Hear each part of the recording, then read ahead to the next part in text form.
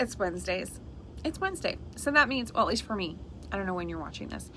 Wednesday, we go over property management. Today, we're going over leases, tenants, expectations, the basics, all right?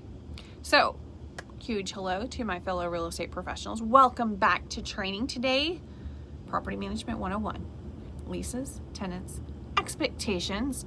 It's actually incredibly important. Keep in mind, this is based on my experience of hundreds of houses, if not thousands at this point, and thousands of families, tenants, within Florida only. So be aware there are significant differences within different states across the country.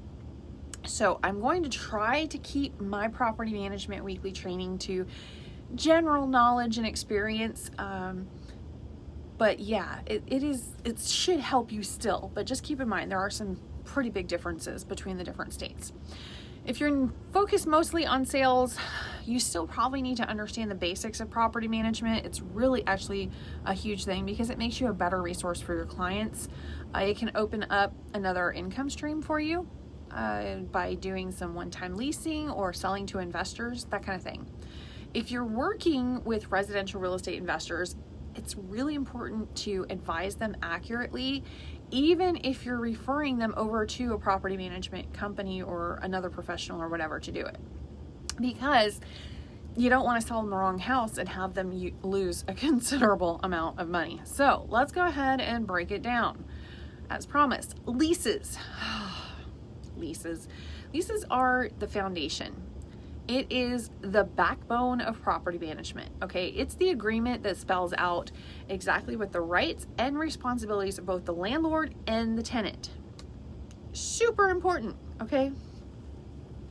In Florida, sales contracts and leases have to be drawn up by an attorney, but licensees are allowed to fill in the blanks on lawyer-prepped forms. So, for our company, every lease is written up by the well-known and amazing Florida property management specialist attorney, Harry Heist. I don't know if he has a different title. That sounds ambitious enough. But anyway, he's amazing. A few things every professional should look for when you're doing a lease or when you're looking at a lease. Length of the lease. Most of them are 12 months, but some property owners may want 7 months or 2 years. There's a lot of different things. Keep in mind in Florida, if you have a 6 month or less, it's considered a short term, or also known as a vacation rental, meaning you're going to need to charge state sales tax the same as a hotel does. So I would recommend 6 months and a day, or as most people do, 7 months. The rent due date is also very important. I know it's basic, but if it's not clear, along with consequences of default or late payment, you're going to have a lot of problems in the not too distant future.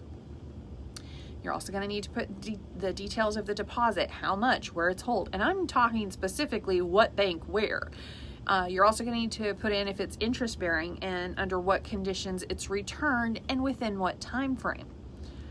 Maintenance responsibilities. Who handles what? For example, does the owner or the tenant have the responsibility of lawn care, pest control, AC filters? What appliances are included and what happens if they fail, or what happens if the tenant damages them? All of this stuff is super, super important. Side note, make sure you note what the model number and serial number of the said appliances are, because sometimes they sprout legs and disappear or get switched out. All right, you're also going to put restrictions on pets, smoking, subleasing, anything like that. It's basically a contract that protects everyone. And as a professional, you should know how to explain it in plain English to owners and tenants alike. At my brokerage, I require that you take the time to go over the lease with the tenant at lease signing. I know that sounds like common sense, but you would be surprised at how many skip it.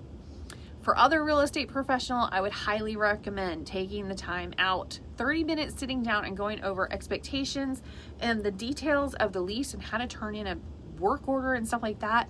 It's going to save countless phone calls and a lot of frustration on all sides after turning over the keys. So just take the 30 minutes and go over it. All right. You're going to answer questions they didn't even know to ask. Okay. So just go over it. All right. What about the tenants? Oh, the human factor. At the end of the day, property management is not actually all about houses. It's about people.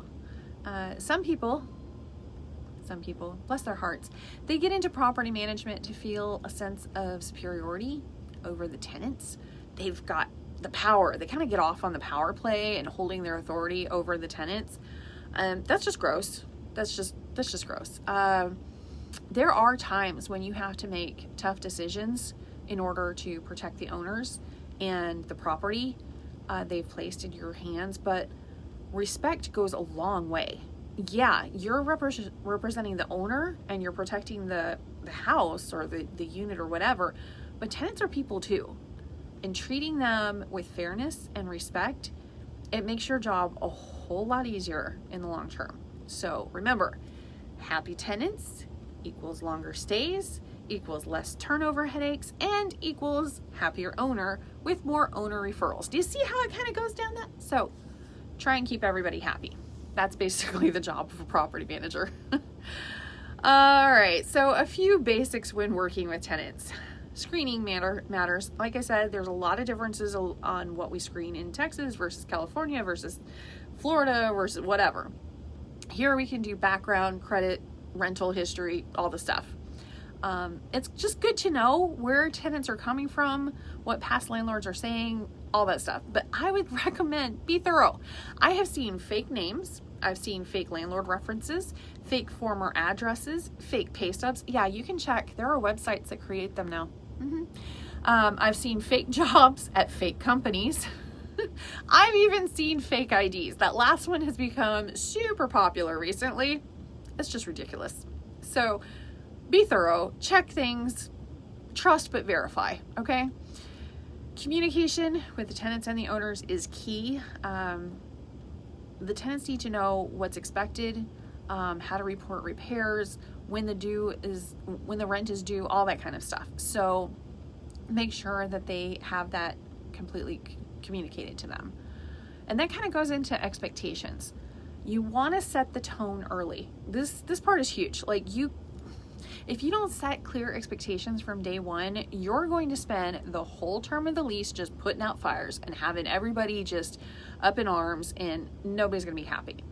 For owners, you want to be upfront with realistic rent prices. Don't just tell them what they want to hear. It's the same as sales. Explain it. You're also going to need to explain vacancy and maintenance costs. Those are part of the game too. You're also going to want to set boundaries. Yes, you're the manager, but you're not their on-call handyman, you're not the landscaper, and you're not the house cleaner. For tenants, you're going to go over the lease all together so there's no surprises on anybody's side. Explain the process for maintenance requests. Explain the process for renewal. Explain the process for any and all of it. All right, be crystal clear about late fees, grace periods, renewal options, all of it. All right, the clearer you are up front, the fewer headaches you're going to have later on. Okay, all right, so here's the big takeaway. Leases are the rules, tenants are people, and expectations are the guardrails. Okay, when you get all three of those right, which can be difficult at times, property management runs smoothly. Well, mostly. Whether you're adding property management to your business or you just want to serve investors better, mastering these basics makes you stand out as a true professional, which is what I really, really want for you. Okay, so if you found this training helpful, I'll be doing more property management explanations every single Wednesday. Every Wednesday morning at 10:30 a.m. is when that hits. So if you want to see them, hit like, subscribe, maybe share this with another pro that needs a property management refresher. And I'll see you at the next session.